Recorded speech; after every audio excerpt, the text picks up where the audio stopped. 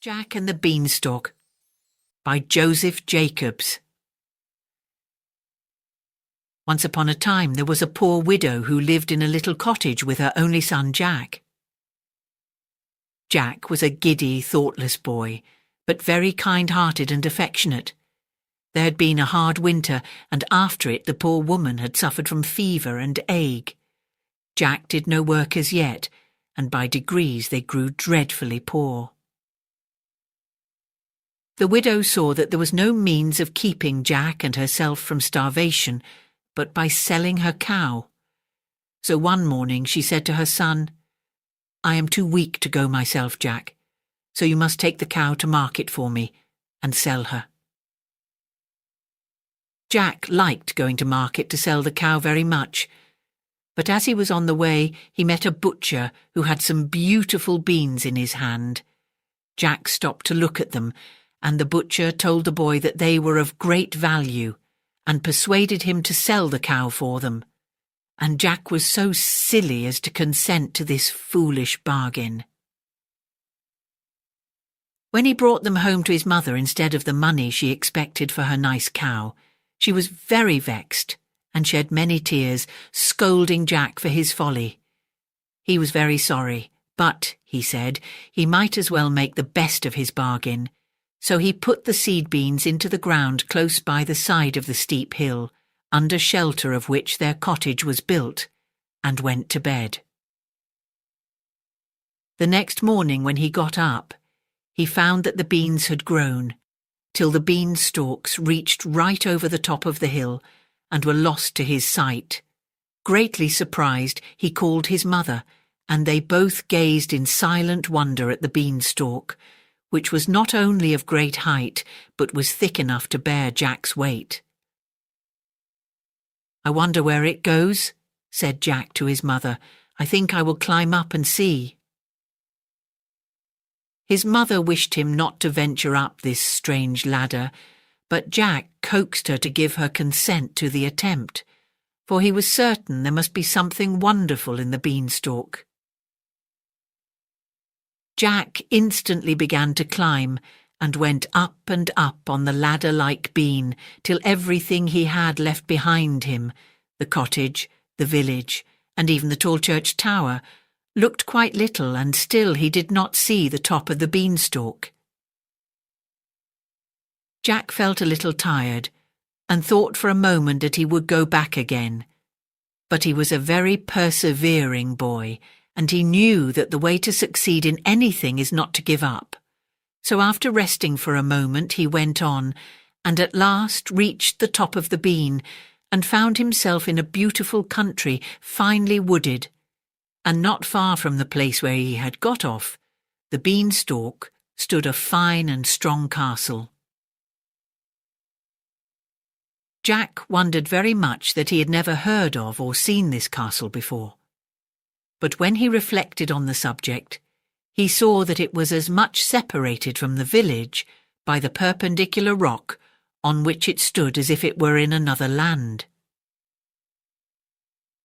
While Jack was standing looking at the castle, a very strange-looking woman came out of the wood and advanced towards him. Jack took off his hat to the old lady, and she said, pointing to the castle, "Boy, that castle belongs to you. A wicked giant killed your father and took it from your mother. Try and win it back from the monster who now has it." As she ceased speaking, she suddenly disappeared, and of course Jack knew she was a fairy. He was much surprised. However, he walked up to the castle door and knocked, and an old giantess came out. She did not wait till he spoke, but pulled him in at once, for she thought he would make a nice supper for her when her husband was asleep. Just at that moment, however, she heard the giant's step approaching, so she put Jack into a press and told him to hide there, or the giant would eat him. As soon as the ogre came in, he cried in a terrible voice, "Fee, fi, fo, fum, I smell the breath of an Englishman." "Oh," said his wife, "there is nobody here. You only smell a crow that is flying over the chimney." Then the giant sat down to dinner, which was quite ready, and when he had eaten a whole sheep, he said, "Bring me my hen." The giantess brought a hen and put it on the table before him, and then she went away. "Lay," said the giant to the hen, and she laid a golden egg. Jack could see quite plainly through a little hole which he had bored in the door. 3 times the giant said, "Lay," and each time the hen laid a solid gold egg. Then the ogre, being drowsy, shut his eyes and soon snored very loudly. Directly Jack found that the giant was asleep, he stole out of the press, caught up the hen, ran out of the room, opened the door of the castle, which the giant had left ajar, and descended the beanstalk as fast as he could go. His mother was glad to see him again, and much surprised at seeing the hen which laid them 3 gold eggs every day. Jack's mother took them to the next town and sold them, and soon grew quite rich. Some time afterwards, Jack made another journey up the beanstalk to the giant's castle. But first he dyed his hair and disguised himself. The old woman did not know him again, and dragged him in as she had done before to eat him by and by. But once more she heard her husband coming and hid him in the press, not thinking that it was the same boy who had stolen the hen. She put him into the same press and bade him stay quite still there, or the giant would eat him. Then the giant came in, saying, "Fee, fi, fo, fum. I smell the breath of an Englishman." "Oh," said his wife, "it is only the cowherd, who has just been here. We cannot spare him for your dinner." Then the giant sat down, and when he'd eaten half an ox, he told his wife to bring his money bags to him. She instantly went and fetched 2 large bags full of gold, and then left him to go about her usual housework. The ogre counted out the gold twice over, and then put it into the bags and tied them up. In a few minutes Jack heard him snore. He directly crept out of the press, seized the bags, and hurrying out of the castle, carried them home quite safely.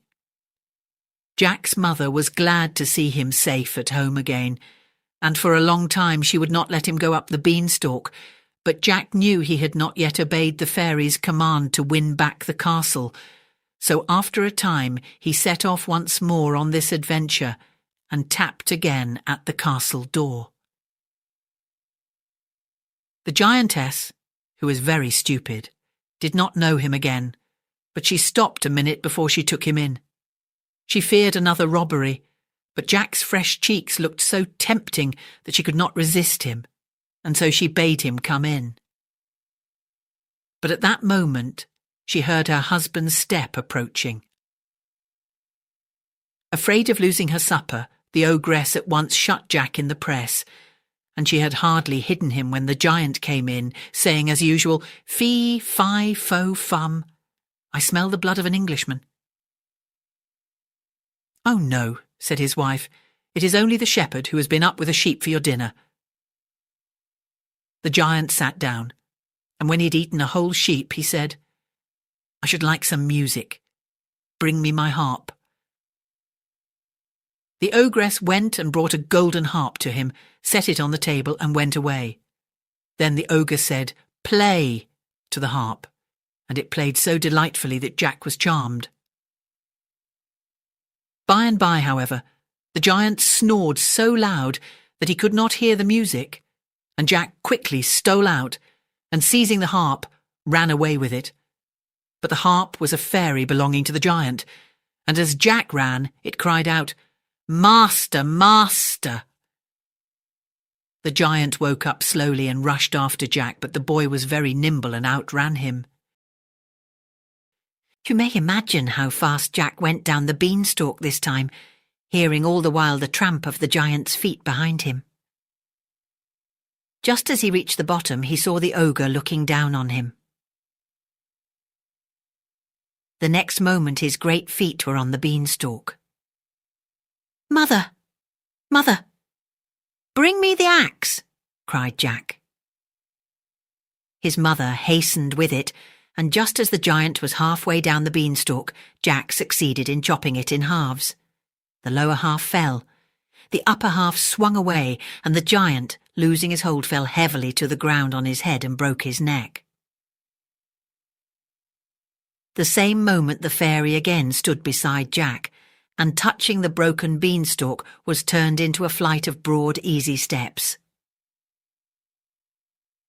"Go up," she said, "and take possession of your own home so long kept from you. The ogress is dead, and there is no more danger. You have been brave and good. May you be happy." Jack thanked the fairy very warmly for her aid, and she again departed to fairyland, after explaining to Jack that she had been the butcher who sold him the beans.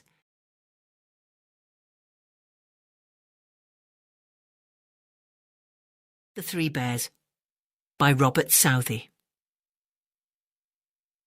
Once upon a time, 3 bears lived in a nice little house in a great forest. There was the father bear, the mother bear, and the baby bear. They had each a bed to sleep in, a chair to sit on, and a basin and spoon for eating milk or honey, which was their favourite food. One morning, the 3 bears resolved on taking a walk before breakfast, but before they went out, they poured their warm milk into their basins, that it might get cool by the time they came back. When the milk was poured out, the 3 bears set out for a walk. Mr. and Mrs. Bear walked arm in arm, and Baby ran by their side. "What a fine day it is," growled Mr. Bear. "What a fine day it is," said Mrs. Bear. "What a fine day," squeaked Little Bear. And so it was. The sun shone brightly, though it was low in the sky, and its rays glittered on the fine webs on the grass. The leaves shivered in the soft breeze, the wood-pigeon cooed, the lark sang loud enough to make himself hoarse. The sparrows chirped, the bee buzzed, and a yellow butterfly perched on Great Bear's nose. "What a squeaky noise these creatures make," said Big Bear, as he brushed off the butterfly. "What a pity it is they have not our deep voices." "Yes," said Mrs. Bear, "you have a much finer voice than the lark. I should like to hear him growl as you do." "Oh, my dear, you are too kind. My growl is nothing to the lion's." And thus conversing, the bears walked on. Now there lived in the same forest a sweet little girl, who was called Goldilocks. She was the woodman's daughter, and her hair looked just like sunbeams. She knew every tree in the greenwood and every flower in it. She loved the birds and liked to listen to their song, and everything in the wood loved Goldilocks. The trees bent down their lower branches to touch her glittering head as she passed. The birds sang sweeter as she glided by. The lark's song in the sky was, come up, Goldilocks, here is your happy home." "Coo, I love you, coo, I love you," cooed the wood-pigeon as she passed. "Twit, twit, pretty child," said the sparrow. "Oh, you darling," sang the blackbird, and Goldilocks laughed with glee, for she liked to be loved. As to the butterflies, they flew after her and rested on her hair and tickled her cheeks, but she never tried to catch them. She would not frighten or vex them for anything. She loved all the creatures, and that is why they loved her. Love makes love. "Dear little Goldilocks," she went on singing merrily through the greenwood, saying sometimes to herself, "I wish I could sing as well as the lark." By and by, little Goldilocks reached the bear's house. She had never seen it before, and she wondered who lived there. A window was open, and Goldilocks peeped in. "Dear me," thought the child, "whose house can it be?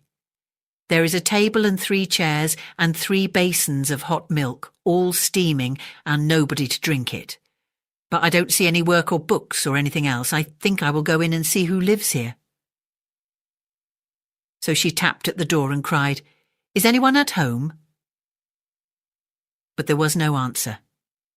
Then Goldilocks stepped in very carefully and looked about her. She could not see anyone nor hear anybody snoring, so she walked into the bear's parlour. There was a fire, which made the room cheerful, and the hot milk looked very inviting. It quite seemed to say, "Come and have some breakfast." And the early spring air had made Goldilocks rather cold and very hungry, so she sat down by the fire in the little bear's chair. It was too small for her, but she did not quite sit down at first. In a moment she got up again and went round the table and tasted the milk in all the basins. Little Bear's was the nicest because it had sugar in it, and Goldilocks thought it was good. So she took the basin and sat down again in Little Bear's chair, took his spoon and ate up all his milk. Now this was very wrong. A tiny bear is only a tiny bear, still he has a right to keep his own things. But Goldilocks did not know any better. Unluckily, Baby Bear's chair was, as we have said, too small for her. She broke the seat and fell through, basin and all. Then Goldilocks went upstairs, and there she saw 3 beds all in a row. Goldilocks lay down on Father Bear's bed first, but that was too long for her. Then she lay down on Mother Bear's bed, and that was too wide for her. Last of all, she lay down on Baby Bear's bed, and there she fell asleep, for she was tired. By and by the bears came home. Baby Bear saw that his chair was broken and thrown down, and he cried in a very squeaky voice, "Somebody has been here." And Father Bear growled, "Somebody has been here." And Mother Bear growled more softly, "Somebody has been here." Then they went to the table and looked at their breakfasts, and Father Bear growled, "Who has touched my basin?" And Mother Bear growled, "Who has touched my basin?" And Tiny Bear squeaked, "Somebody has broken mine."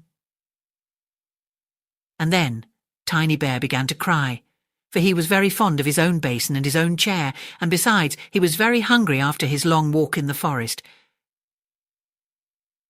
It really did seem a shame. Then the 3 bears thought they would go over their house to see who had been in it, and to try if they could find the thief. They went upstairs to their bedroom, which was over their other room, and as soon as they saw the tumbled beds, Father Bear growled, "Who has been lying on my bed?" And Mother Bear growled, "Who's been lying on my bed?" And Tiny Bear squeaked out, "Oh, here is a little girl in my bed, and it must be she who has eaten my breakfast and broken my chair."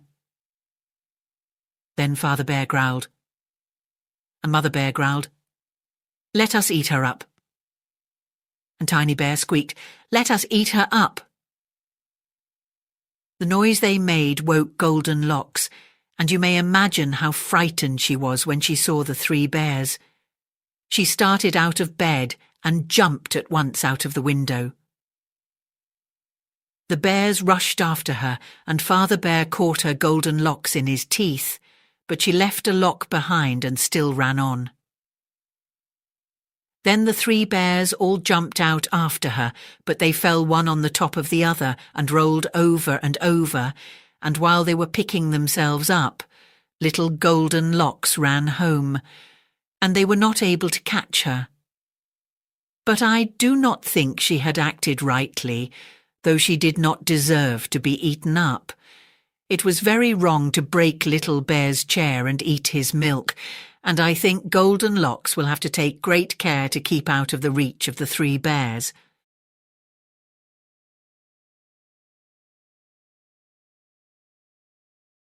Old Mother Hubbard by Sarah Catherine Martin. Old Mother Hubbard went to the cupboard to get her poor dog a bone. But when she came there, the cupboard was bare, and so the poor dog had none. She went to the baker's to buy him some bread. But when she came back, the poor dog looked dead. She went to the hatter's to buy him a hat. But when she came back, he was feeding the cat. She went to the barber's to buy him a wig. But when she came back, he was dancing a jig. She went to the joiner's to buy him a coffin. But when she came back, the poor dog was laughing. She took a clean dish to get him some tripe. But when she came back, he was smoking a pipe. She went to the alehouse to get him some beer. But when she came back, the dog sat in a chair. She went to the tavern for white wine and red. But when she came back, the dog stood on his head. She went to the fruiterer's to buy him some fruit. But when she came back, he was playing the flute. She went to the tailor's to buy him a coat. But when she came back, he was riding a goat. She went to the sempstress to buy him some linen. But when she came back, the dog was a-spinning. She went to the hosier's to buy him some hose. But when she came back, he was dressed in his clothes. She went to the cobbler's to buy him some shoes. But when she came back, he was reading the news. The dame made a curtsy, the dog made a bow. The dame said, "Your servant." The dog said, "Bow wow." This wonderful dog was Dame Hubbard's delight. He could sing, he could dance, he could read, he could write. So she gave him rich dainties whenever he fed, and erected a monument when he was dead.